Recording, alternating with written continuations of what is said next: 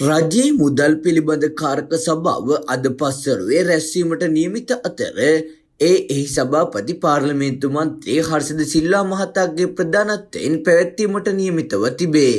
ඇමරිකානු ඩොලර් මිලියන 2.5ක මුදලක් භාණ්ඩාගාරයෙන් තෙවන පාර්ශවයක් වෙතට යොමු කිරීමේ සිද්ධිය සම්බන්ධයෙන් රජයේ මුදල් පිළිබඳ කාරක සභාවේදී අද සාකච්ඡාවට ගන්නා බවයි සඳහන් වන්නේ.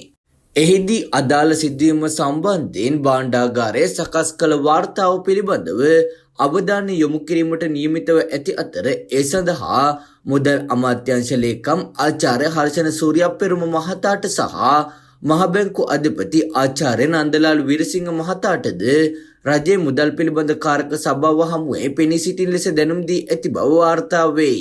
භාණ්ඩාගාරය සතු ඇමරිකානු ඩොලර් මිලියන 2.5ක මුදලක් තෙවන පාර්ශවයක් වෙත යොමු කිරීමේ සිදුවීම සම්බන්ධයෙන් මුදල් පිළිබඳ කාරක සභාව මහා භාණ්ඩාගාරයෙන් වාර්තාවක් ඇඳවා තිබුණා.